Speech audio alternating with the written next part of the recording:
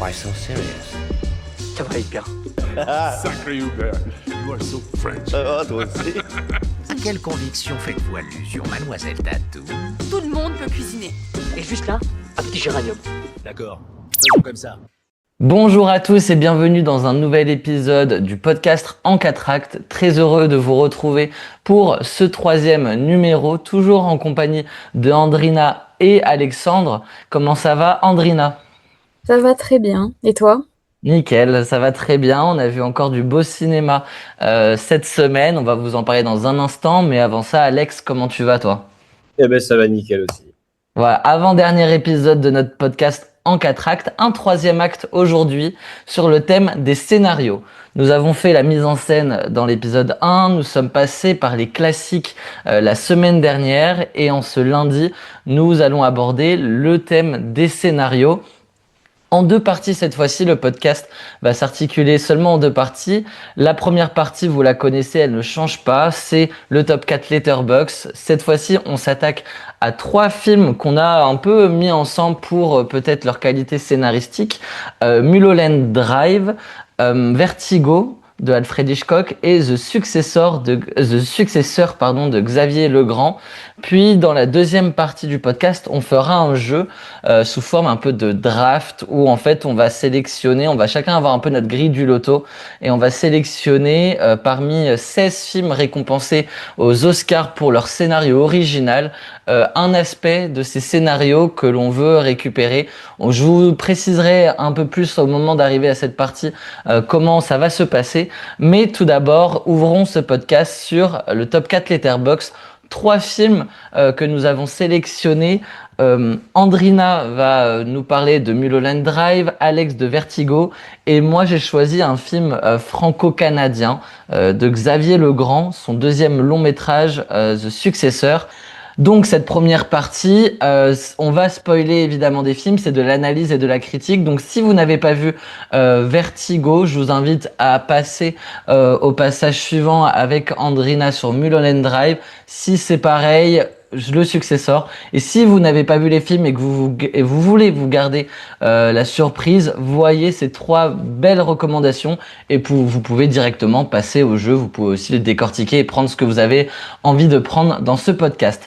Commençons encore une fois chronologiquement, j'aime bien le faire, avec un retour en fin des années 50 et 1958 avec Vertigo de Alfred Hitchcock. C'est Alexandre qui va nous en parler.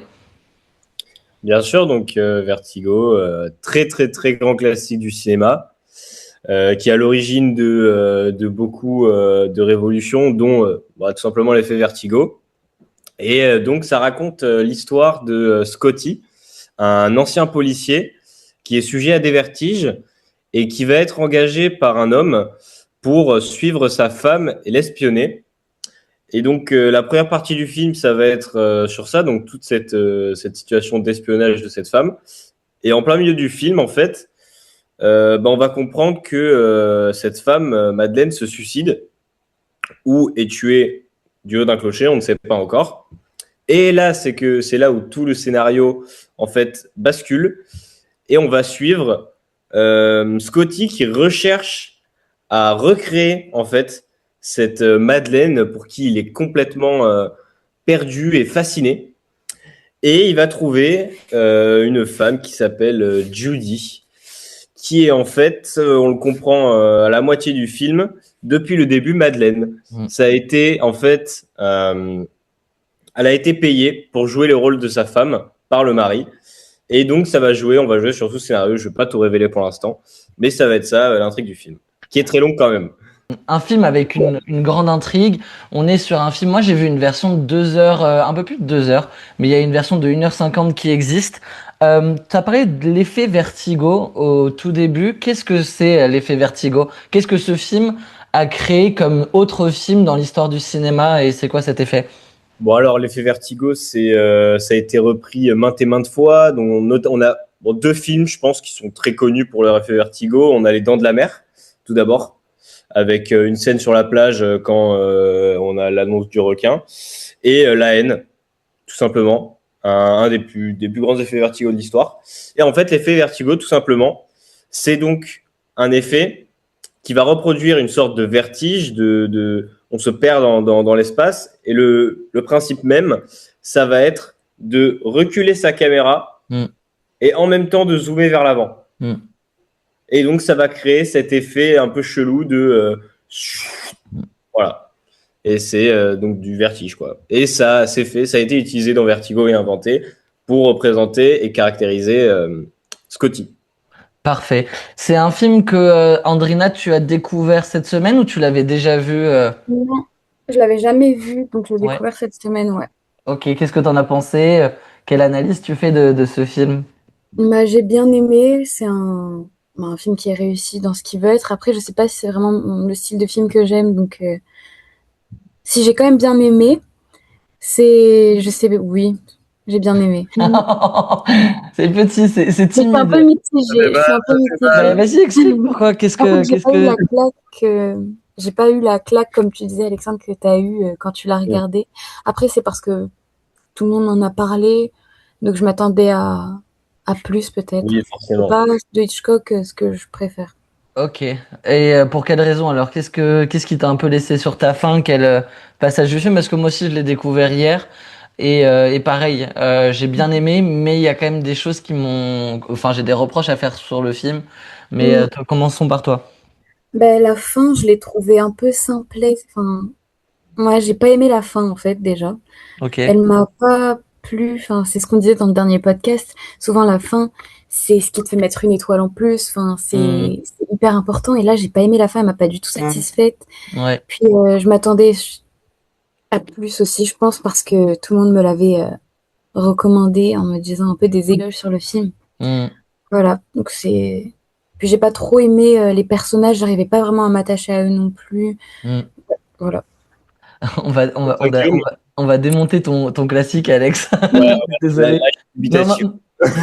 moi, pour le coup, c'est un film que il m'a fallu comme une petite prise de recul pour pour le renoter, pour le replacer aussi dans mon esprit, parce que il y a ce côté où faut pas oublier que c'est un film qui arrive avant tous les autres films. Et même si moi, en fait, j'ai vu d'autres films policiers que je trouve bien mieux construits, bien mieux ou quoi, où je me dis ah ouais bon ok, ça fait très Vertigo.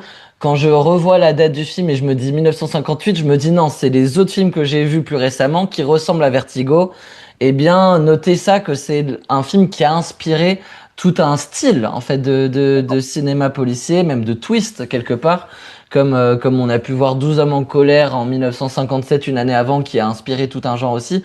Vertigo aussi, un de ces films pionniers. Néanmoins, moi, c'est peut-être toute la deuxième partie du film, et pas la troisième, mais la deuxième partie du film qui me fait apprécier le film, parce que je trouve que ça commence de manière, comment dire, je trouve ça extrêmement simplé, voire même on pourrait se dire, attends, mais ça pourrait être une parodie d'OSS 117, genre toutes les scènes où il la suit, où il est à 3 mètres d'elle sans qu'elle s'en rende compte, toutes les scènes où, enfin, tu vois, il y a beaucoup de trucs où je me dis, c'est un peu mal fait. Je parle pas d'effets spéciaux parce qu'on est dans les années 50, donc quand elle tombe, je m'attends pas à ce que on reproduise une chute et dans le même plan quelqu'un qui s'écrase comme on a pu le voir dans des séries plus récentes ou quoi. Mais tout ce qui est un peu enquête policière, le détective qui suit la nana à 4 mètres en bagnole avec la même voiture à chaque fois, qui se gare juste derrière elle, qui la regarde, qui se cache derrière un poteau, mais en fait ils sont que deux, les bruits de talons qui ne font pas de bruit et qui permet, enfin je trouve il y a tout un truc auquel je ne crois pas au début en fait, je me dis, enfin c'est ça genre un des plus grands films de l'histoire, on accepte ce genre de défaut dans un film sur, ouais vas-y Alex, peut-être que t'as des explications là-dessus, mais C'est un fantôme. de quoi? Dès le début, c'est un fantôme, en fait. C'est normal qu'il n'y ait pas de bruit de pas, qu'elle ne se rende pas compte qu'elle est à 3 mètres de lui, c'est qu'elle n'existe pas. C'est ça, en fait, tu penses qu'il y a ce truc-là? Bien sûr, mais c'est ça. En fait, c'est le fantôme de son aïeul, Carlota Verdes, si je me trompe pas, ou Valdés, Carlota. Ouais. Et en fait, tout est expliqué par ce principe de fantôme, d'hypnose. Et tu le vois, tu comprends beaucoup, dont avec la scène dans le musée, une sorte de musée là, Mhm. où elle regarde son propre aïeul, Oui, Valdez, pardon. Et par exemple, à l'intérieur, tu vois dans ses cheveux, en fait, son chignon, qui est en forme de spirale ouais, d'hypnose. bien sûr. Et tout ça, en fait, et c'est un fantôme. C'est juste un fantôme. Mais moi, j'ai pas cette lecture-là, et même j'ai vu d'autres trucs ou quoi sur le film, où en fait c'est la Judy se fait passer pour Madeleine et en fait crée de toutes pièces cette fausse Madeleine parce que la vraie est à la campagne et va se faire tuer. Mais cette fausse Madeleine, elle lui crée un espèce de trouble un peu bipolaire ou quoi, où cette personne-là crée une espèce de fascination pour cette Carlotta. Et c'est ensuite ça, en fait, toute la trame qui est faite par le mari de la fausse Madeleine, qui dit en fait à Scotty, ma femme est folle, faut que tu la suives, elle a une passion et tout. Et en fait, c'est pour que derrière le meurtre passe pour de la paranoïa ou quoi, en fait. Moi, j'ai pas du tout cette lecture de fantôme. Je sais pas où t'as vu ça ou si c'est une interprétation, mais Une interprétation. ouais, non, moi enfin, je trouve il y a beaucoup d'éléments dans le film, au début surtout, où je suis là en mode, oui, alors c'est bien filmé. Moi, je l'ai vu en version restaurée, donc si le film est très joli, il y a des belles séquences et tout, mais toute la première partie, en fait, j'ai du mal à y croire, tu vois. Et ensuite, la deuxième partie, où après du coup la mort de Madeleine, là où on est dans un truc beaucoup plus profond, métaphorique, dépressif en fait. Et moi j'aime beaucoup toute cette dépression, le fait qu'il veut, lui, il a cette fascination et cet amour encore pour cette Madeleine qui est décédée, et il va essayer de la recréer. Et ça, moi, toute cette partie-là me plaît énormément, parce qu'elle est beaucoup plus poétique, on a vraiment le traitement d'un personnage qui est super intéressant. Et après, à partir du moment où on a la révélation, là, bon, après, on est dans les 10-15 dernières minutes, donc il en reste pas beaucoup. Mais en fait, j'aime pas le côté où, aussi dans le film, où ça y est, genre, on voit elle met le collier rouge, tout de suite, gros plan, puis extrait flashback sur le moment, tu sais, en mode, comme s'il fallait absolument nous mâcher le travail sur, regardez, parce que ça fait écho au début, et face, elle était à ça.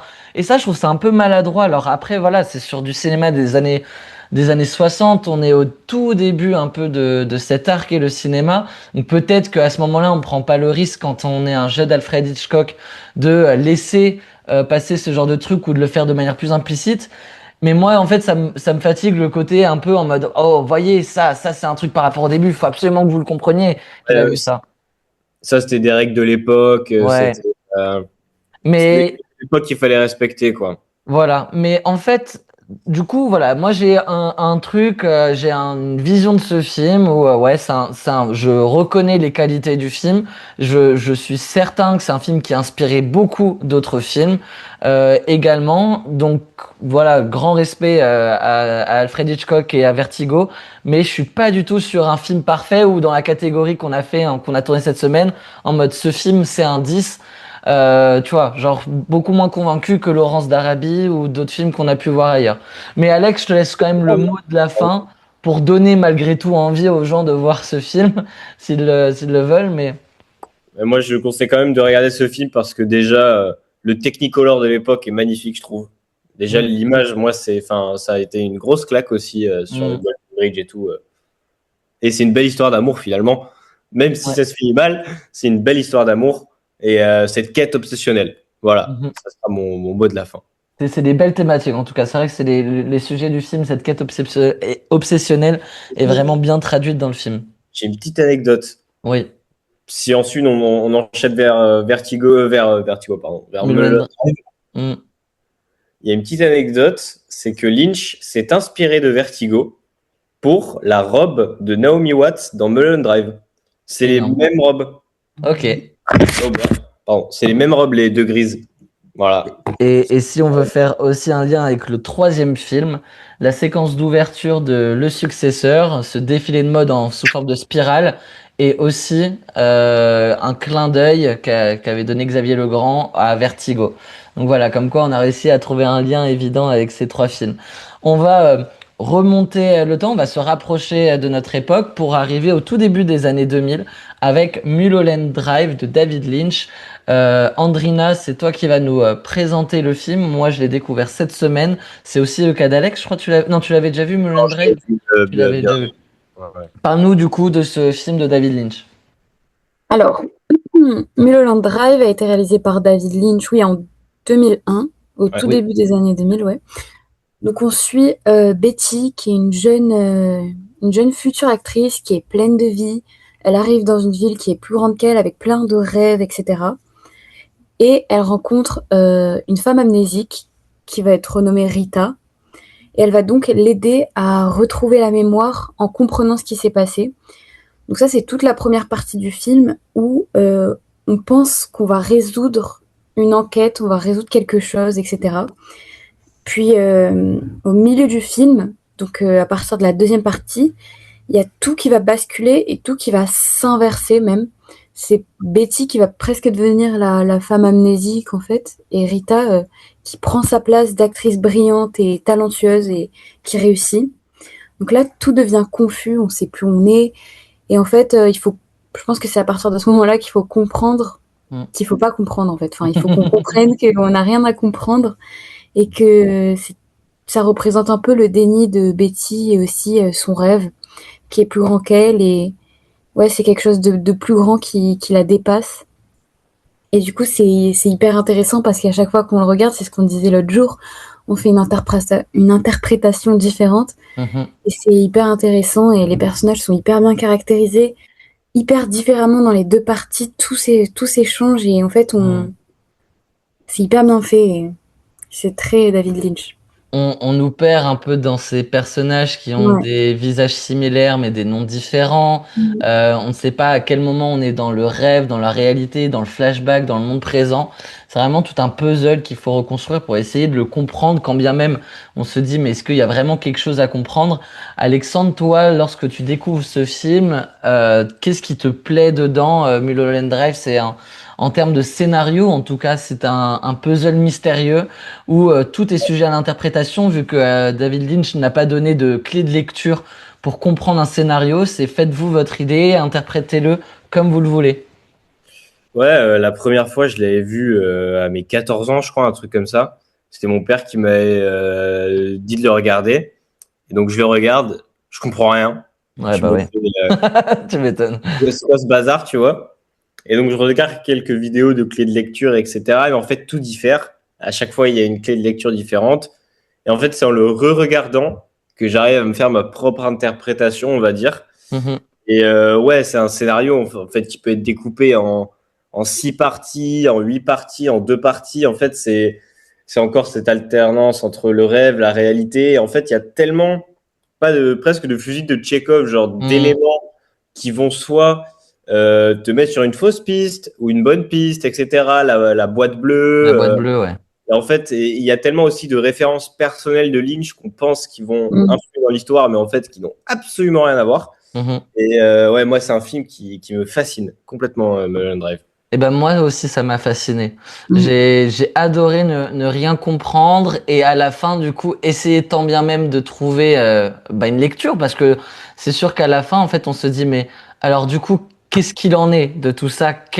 Comment on m'aide à comprendre ce que je viens de voir pendant 2h20?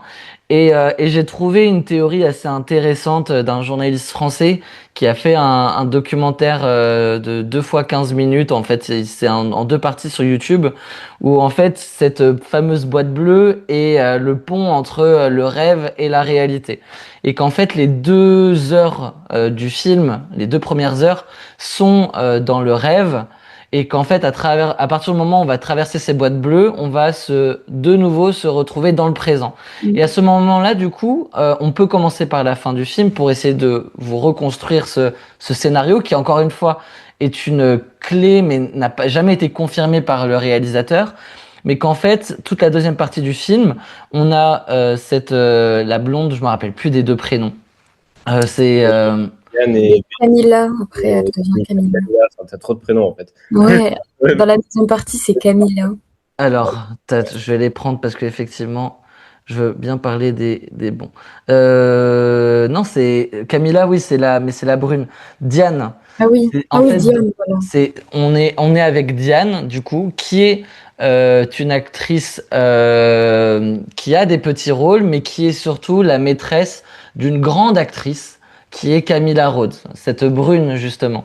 Et qu'en fait, cette Camilla Rhodes, elle est en couple avec un grand réalisateur et cette Diane blonde qui est un peu dans l'ombre de son amante va apprendre que Camilla va se marier avec le réalisateur.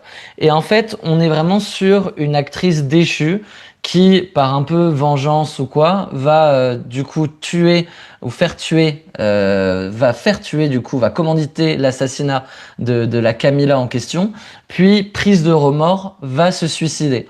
Et en fait, ça, on a cette première partie-là, et ensuite, pouf, on va dans le dernier rêve de cette Diane, qui maintenant est Betty, et en fait, dans le rêve de cette actrice déchue qu'on voit à la fin, on a une blonde, interprétée par la même actrice, qui en fait, dans son rêve, devient une grande actrice et va aider cette fameuse Rita, qui physiquement ressemble à son ex-amante qu'elle a fait tuer, et du coup, qui va l'aider. L'assassinat qu'elle regrette dans la dernière partie va finalement échouer, ce qu'elle du coup espère. Elle va un peu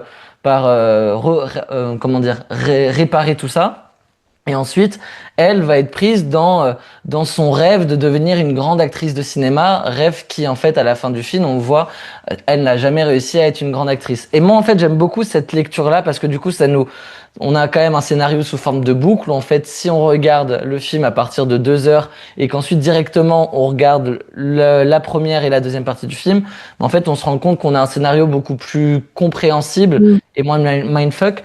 Mais il y a aussi une deuxième lecture du film où en fait on reste dans ce personnage-là de Rita qui est la grande amnésique, et il y a tout un pan où en fait on peut complètement voir un film à travers ses yeux à elle, et c'est super intéressant, comme quoi elle retrouverait la mémoire, etc. Donc c'est un grand film, moi, je trouve. Je suis content de l'avoir vu. Ça me donne envie de voir d'autres choses de David Lynch, puisque j'avais vu qu'une histoire vraie, mais qui est vraiment un ovni dans le cinéma très fou de David Lynch.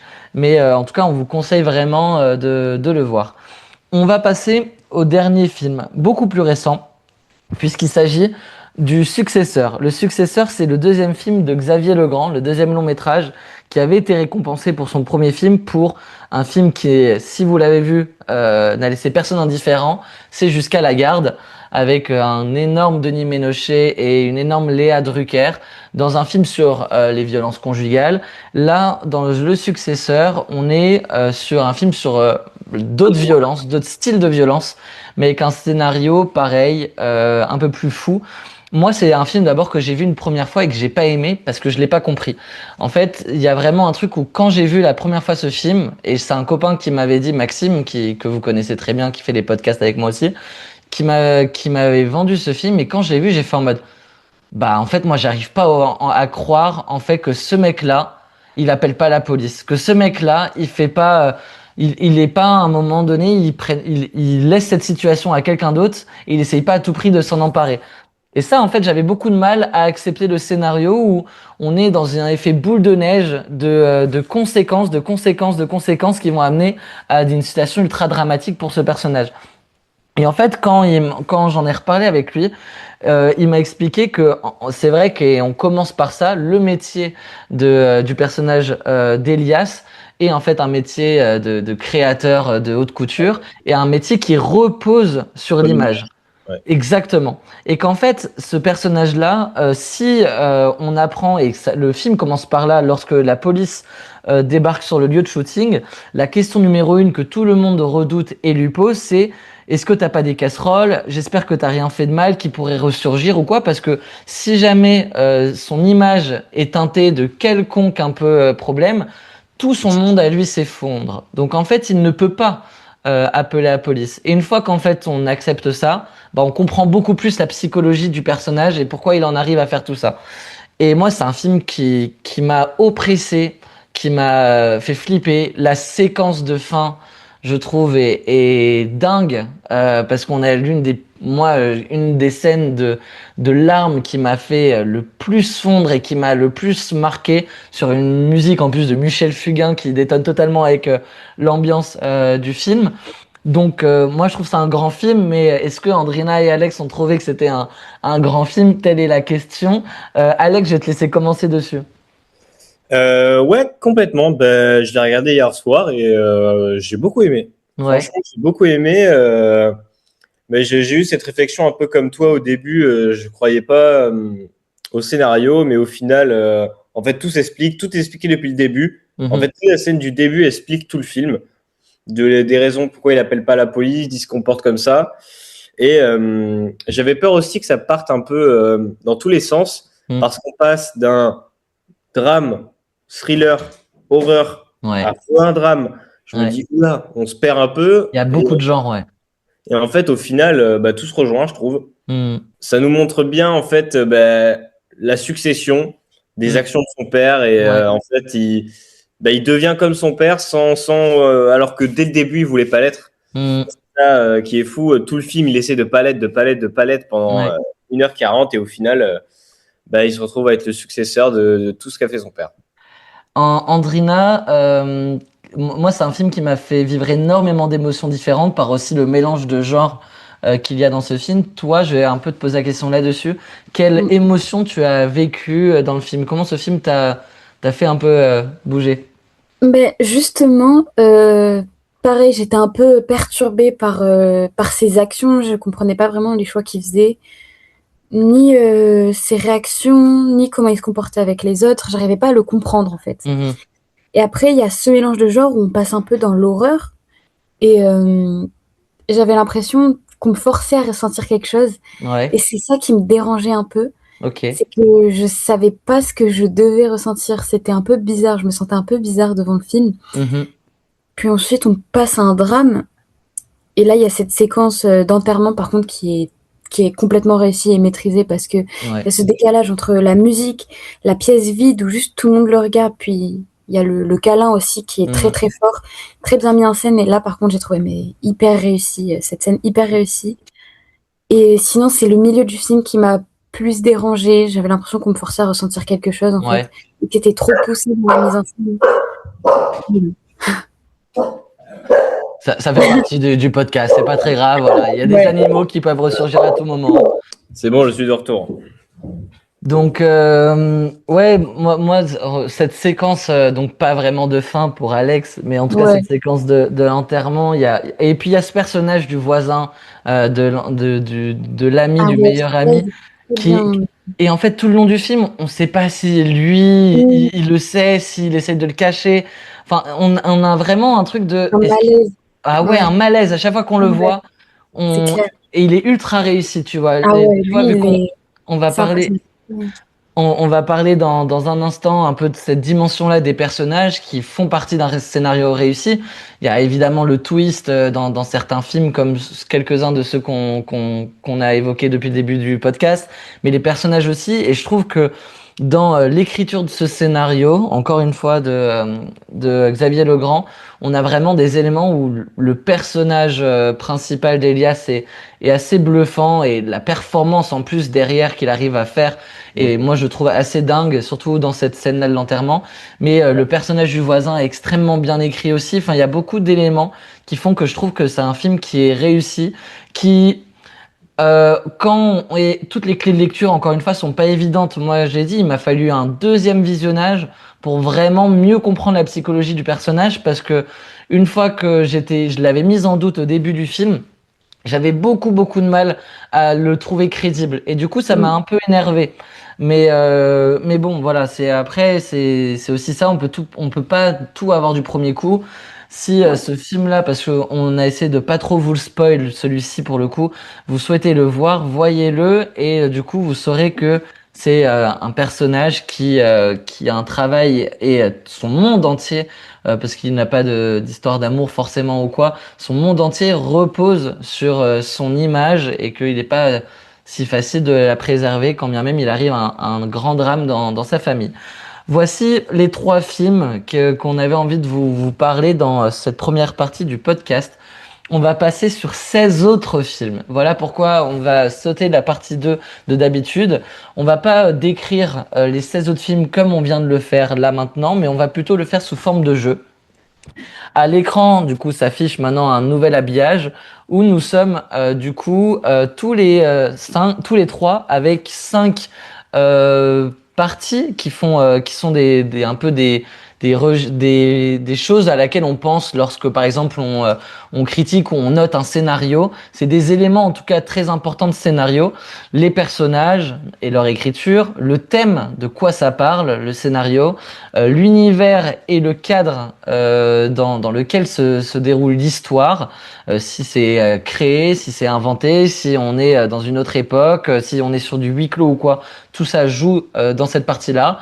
Le twist, éventuellement, qui est quand même quelque chose qui plaît toujours aux cinéphiles et aux amateurs plus généraux de cinéma, lorsqu'on se fait un peu mener en bateau et qu'il y a un élément du scénario qu'on n'avait pas vu venir et qui vient un peu tout remettre en question. Et puis ensuite, la fin. C'est quelque chose sur lequel on a déjà mis beaucoup l'accent dans ce podcast en 4 actes. Une fin réussie permet de sublimer un scénario. Donc, l'idée, c'est que sous forme de draft, on va choisir à tour de rôle un film et sur quel élément de son scénario on veut récupérer ce film. Sachant que si on choisit ce film, plus personne d'entre nous ne peut le choisir. Donc ce qui est aussi intéressant, peut-être qu'un film, si on prend Sinners par exemple, qui est le premier qui est le premier de la liste, peut-être que si moi je veux les personnages de Sinners, je mets de côté aussi pour le coup la mise en scène, le cadre ou le thème du film. Voilà pourquoi les choix sont sérieux et qu'à la fin on comparera un peu la grille de chacun. Andrina, je vais te laisser le choix de choisir à quelle place tu veux jouer. Sachant que on va faire une draft inversée, c'est-à-dire que le premier va choisir en 1 et en 6 et le troisième va choisir en 3 et en 4. Donc en fait, il va y avoir 1, 2, 3, puis le troisième va rechoisir en 4, 5, 6, puis 6, 7, 8, 9, comme un serpent en fait, si vous voulez. Pour pas que le troisième soit à chaque fois et un troisième choix. Donc Andrina, honneur aux dames, dis-moi si tu veux choisir en 1, en 2 et en 3. Et après, Alex choisira quelle place il veut. Je veux bien jouer en 2 et en En 5. 2. Alexandre, tu as le choix du roi. Tu préfères choisir en 1 ou en 3? En 3. En 3. Donc c'est moi qui commence. Exactement. Eh bien, je vais commencer avec Django Unchained, que je vais prendre pour sa fin. Moi, je commence par prendre la fin de Django, qui est peut-être un des plus grands bouquets finaux que j'ai vu dans un film. Cette séquence de fin qui est... Donc moi, je prends vraiment le dernier acte. Je triche un peu, je veux pas juste la scène où ils partent à cheval, quand bien même elle est extrêmement badass. Mais c'est vraiment toute cette séquence où on a Django, où ça part en fusillade avec un nombre de guns. Alors là, c'est du Tarantino dans tous les clichés de Tarantino, où il y a des explosions de sang, tout le monde est taché de sang, les murs et tout. Enfin, ça part vraiment dans tous les sens. On a une réplique absolument culte, mais avec le N-word que je ne prononcerai pas, mais qui est, je vais la prononcer mais sans le N-word. I can't see shot N-word et I've got two guns N-word. Et cette phrase-là, en plus sur un chant contre chant, en haut des escaliers, en bas des escaliers, entre un Samuel Jackson qui est dingue dans ce rôle-là. Donc moi, je prends la fin de Django Unchained et du coup, vous n'avez plus Django Unchained. Passons à Andrina. Alors, moi, je vais prendre Parasite pour son twist, pour cette fin explosive, en fait, où tout ce qui est enfoui pendant des mois explose d'un coup. Ouais. Ça m'a beaucoup plu, donc je vais prendre ça. Voilà. Le twist de Parasite pour Andrina. C'est bon. À toi, Alex. Donc là, tu as deux choix à faire. De l'affilée. C'est ça qui est intéressant. Moi, je vais partir tout d'abord sur l'univers et le cadre du film. Je vais prendre Lost in Translation. Ok, j'adore. C'est un bon choix. Qui est pour moi un de mes films préférés en vrai. J'arrive dans le top 10 de mes films all-time. Ok. J'adore Sofia Coppola et j'adore comment elle a transformé cet univers c'était du Japon ou de la Chine, je sais plus. C'est du Japon Ouais. si je ne me trompe pas. Et Oui, c'est au Japon, ouais, tout à fait, ouais. ouais, j'adore en fait toute l'ambiance qui tourne autour cet hôtel, cette ambiance un peu bizarre, mais en même temps chaleureuse. Donc voilà, c'est pour ça que j'ai pris ça. Ok. Et ensuite, je vais voler. En fait, il y en a deux qui m'intéressent beaucoup là, Ouais. mais je vais quand même voler pour les personnages. Je sais pas. Je vais voler Anora. Allez, c'est bon. Anora pour les personnages. Ok. Ouais. Pour quelle Euh, raison? Vas-y, si tu veux un peu le justifier. Ouais, mon film préféré de l'année dernière. Ok. C'était 2020, non, 2024, je crois, Oui, mais c'est ça. 2024, mais c'était ma claque de l'année en vrai. Mhm. Et je m'étais attaché à tous les personnages en fait, que ça soit de 2025, hein. Oui, enfin, oui, si, t'as raison. 2024, mais aux Oscars 2025. exactement, de Mikey Madison ou jusqu'à le garde en fait de la fin russe, je sais plus comment il Mhm. s'appelle.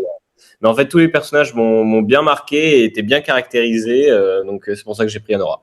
Très bien. À toi, à nouveau, Andrina.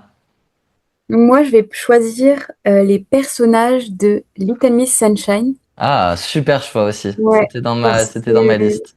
Ouais, parce que j'adore Little Miss Sunshine justement pour ses personnages. Mm. Et dans les films, j'aime surtout dans ce genre de film, j'aime beaucoup les personnages qui sont vraiment poussés à l'extrême dans leur caractérisation, Ouais. qui ont vraiment ce caractère qui te marque. Et du coup, j'ai adoré ce film pour ça en fait. Je les trouve Mhm. géniaux, hyper bien caractérisés, drôles, mais aussi touchants. Donc voilà. Ouais, je vais pas commenter tous vos choix à chaque fois, mais Little Miss Sunshine, je l'aurais aussi potentiellement pris dans mes persos. Cette famille-là, Ouais, imparfaite, mais je trouve le casting et l'écriture de tous ces ouais, personnages-là, de l'oncle dépressif, de Paul Dano qui est le grand frère qui parle pas pendant toute une moitié pour être pilote, le grand-père un peu pervers qui un peu chauffe sa fille à faire ce truc-là, mais sans dépasser les limites de l'intime. Enfin, je trouve ça extrêmement bien fait, très drôle. Enfin, c'est culte aussi pour cette famille-là qui est dingue. Ouais. Je vais du coup moi choisir. On a déjà l'univers qui a été pris. Je vais aller sur le thème, comme ça j'ai un peu plus de choix. Et après je vais choisir deux fois du coup, en plus. Euh, je vais prendre en thème. J'hésite entre deux, mais je pense que c'est Heure que je vais prendre. Ok. J'aurais pu aussi le prendre pour son personnage, pour le coup, Heure. Mais j'aime beaucoup le thème du film. Je trouve que c'est très bien fait, avec cette Scarlett Johansson qu'on ne verra jamais à l'image, mais qui est la voix envoûtante dont tombe amoureux Joaquin Phoenix. Et même si on n'arrive pas à se mettre à la place de Joaquin Phoenix, mais on ressent toute l'émotion qu'il y a entre ces deux personnages et à quel point il devient complètement dépendant de cette IA. Et j'ai énormément aimé ce sujet-là qui était traité par Spike Jonze, je crois, il a un nom comme ça. Donc voilà, donc je vais prendre le thème de Her et ensuite, qu'est-ce que je vais prendre? Le twist, je pense. Mais après, pareil, il y en a déjà un qui a été pris, donc j'avais deux choix.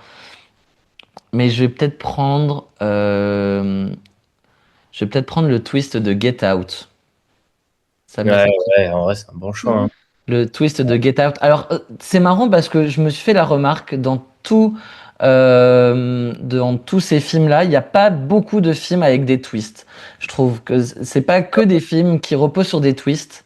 ouais. C'est César des meilleurs scénarios, c'est Oscar des meilleurs scénarios, c'était peut-être plus le gars avant le XXe siècle, mais je trouve qu'on n'est pas sur il y a moins de la moitié de ces films-là qui reposent sur des twists, largement. Mais du coup, ouais, je vais prendre le twist de Get Out. J'aime beaucoup un peu comment le scénario évolue de ce thriller, de ce film d'horreur psychologique. Ok. C'est Ok. du coup à Andrina. Ouais. Moi, je vais prendre le thème. Alors, j'hésitais entre deux, mais du coup, vu les personnages que j'ai, je vais prendre le thème de Everything Everywhere All at Once parce Ouais. que ça fait un très bon mélange avec les personnages de Little Miss Sunshine. J'ai adoré ce film qui part dans tous les sens, où pareil, on comprend pas, mais on finit par comprendre, puis ensuite on comprend rien. Ouais. C'est drôle, mais c'est touchant. Ça passe par tous les genres, par tous les univers. Donc voilà, j'adore ce film et avec les personnages de Little Miss Sunshine, ce serait vraiment cool. Très bon choix. Ce serait dingue, en vrai. Ouais, Ouais. ouais, Et avec le twist, c'est vrai que toi, tu vas nous pondre. Moi, je suis pas Ouais, allé trop un dans truc, essayer de faire un film commun à tout ça, mais toi, ce serait un excellent film. Avec le twist de Parasite en plus, un si film tu lui explosif. fous, ce serait dinguissime. Bravo. Ouais. Alexandre, c'est à toi du coup de choisir à 2 reprises maintenant. Ok. Alors, je vais partir. Je vais le dire depuis tout à l'heure. Je savais pas que vous le disiez. Sur le thème, je l'ai pas encore. Et je vais partir sur Eternal Sunshine of the Spotless Mind. Ouais, c'était Avec mon lui, deuxième c'est- choix. Ouais, Toi, ça. ouais, c'est un peu. Bravo. C'est bon, c'est un délire ce film en vrai. Futuriste, un peu. On peut effacer la mémoire des gens, etc. C'est ça. Ça te rend un rapport humain en fait. Le rapport maintenant de ce qu'on peut vivre et faire, d'effacer une personne de sa vie. Je trouve ça hyper intéressant et relatif à nos vies humaines. Et moi, ça m'a beaucoup touché quand je l'ai vu. C'est aussi un de mes films préférés. Donc voilà, c'est pour ça que je vais le prendre. Ouais. Il me reste encore Le twist et la fin. le twist et la fin. Sachant qu'Andrina n'a pas encore sa fin.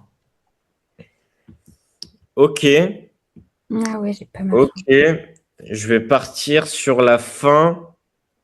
C'est vrai on l'a pas encore dit. D'Anatomie d'une chute. Oh non,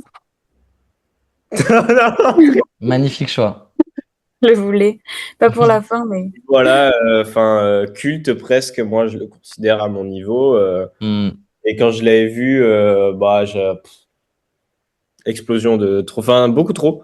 Ouais. Donc voilà, c'est pour ça que je vais le prendre. Et on va voir. On va Très voir. bon mais choix. je sais bien. C'est au tour de Andrina. Il te reste 2 catégories, l'univers ou la fin. Et il te reste 6 films, Sinners, Green Book, Birdman, Juno, Le discours d'un roi et Minuit à Paris. À la fin, il restera un film que personne n'aura pris, en fait. ok. Ouais. Pour la fin, je vais prendre la fin de Birdman. Ouais, Quand il s'envole, ouais. elle est géniale, je trouve. J'ai pas particulièrement aimé Birdman, Ouais. mais cette fin, elle est marquante en fait et on l'oublie pas. Et ça Mhm. va carrément bien avec la fin, avec Everything Everywhere All at Once. Voilà. Voilà. Donc c'est peut-être Paul Dano qui, malgré le fait qu'il soit Ouais. daltonien, Voilà, finira par s'envoler voilà, c'est ça. à la fin de ton film. Génial. Ok, à mon tour. Et moi, du coup, je vais clôturer. Puisque j'ai 2 choix à présent. Et ça va être l'univers et les persos. Dans l'univers, j'avais Everything Everywhere, mais il est déjà pris. Mm. En fait, je pense que je vais prendre Minuit à Paris. Mm. L'univers de ce film, on remonte un peu le temps dans ce Paris, voilà, en fait, d'un tout autre temps. On va croiser Adrien Brody en Salvatore Dali. J'aime beaucoup ce film. Je trouve un peu poétique sur son décor, tout ça. Donc ouais, je suis content qu'il soit resté jusqu'ici. Et ensuite sur les persos, j'ai le choix du roi. Ça va se jouer. Et même les personnages de Juno sont très bien en plus, hein. Mais j'hésite entre le duo de Green Book avec, je sais plus, je vais écorcher son nom, mais c'est Ali Moucha, là, je sais plus comment il s'appelle. Et ensuite Viggo Mortensen évidemment, ou Sinners. Et je pense que mon cœur balance. Alors, parce que, attends, est-ce que moi, je ferais pas un truc. Ouais, mais ça peut pas avoir la fin de Django, de toute façon, mon film. Le thème de R et la fin de Django, déjà. Donc, je vais me contenter de prendre ce que j'aime à chaque fois. Euh... C'est quand même pas facile. Je pense que je vais prendre les personnages de Sinners, quand même. Il y a l'Oscar du meilleur acteur. J'adore les secondaires. Les Irlandais aussi me font vraiment kiffer. Donc je vais aller sur les personnages de Sinner. Ça ira plus avec la fin un peu Django, mais je vais galérer à mettre de l'IA et tout ça à Paris. Mais peut-être que les personnages de Sinners dans le twist de Get Out, ça pourrait marcher. Mais du coup voilà, donc il vous reste 3 films. Andrina, pour ton univers, il te reste celui de Juno, du Discours d'un roi ou de Green Book. Et ben, pour mon univers, je vais prendre l'univers de Green Book pour rester sur un road movie. Voilà. Magnifique. Ça me semble bien. C'est Et cohérent. parfait. C'est parfaitement Ouais. exécuté, ce jeu, à part d'Andrina. Ouais. Alexandre, il va te rester un twist entre le discours d'un roi et Juno. Pas des films qui sont réputés pour leur twist. Mhm. Oui. Et j'en évoque un des deux. Ça parle.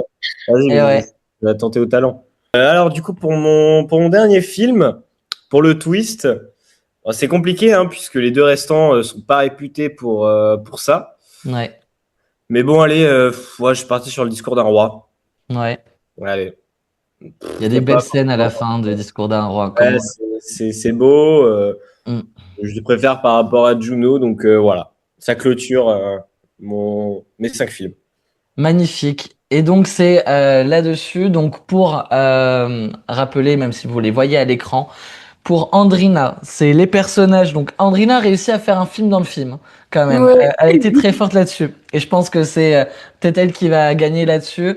Donc c'est les personnages, c'est cette famille de Little Miss Sunshine dans le sujet de Multiverse d'Everything All at Once, Everywhere All at Once, qui se passe dans un road movie où on traverse les États-Unis, avec peut-être un twist de Parasite, où on se retrouve peut-être à un moment donné dans une maison avec toute cette famille-là à se cacher. Mais à la fin, Paul Dano s'envole dans une fin qui est celle de Birdman.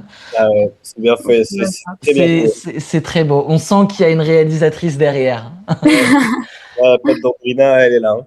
Pour Alexandre, c'est les personnages d'Anora avec le thème d'Eternal Sunshine of the Spotless Mind. Il a choisi la fin d'Anatomie d'une chute, l'univers magnifique de Sofia Coppola dans Lost in Translation et le twist du discours d'un roi. Et pour ma part, j'ai les personnages de Sinners. J'ai choisi le thème de Her. J'ai choisi la fin de Django Unchained, l'univers de Minuit à Paris et le twist de Get Out de Jordan Peele.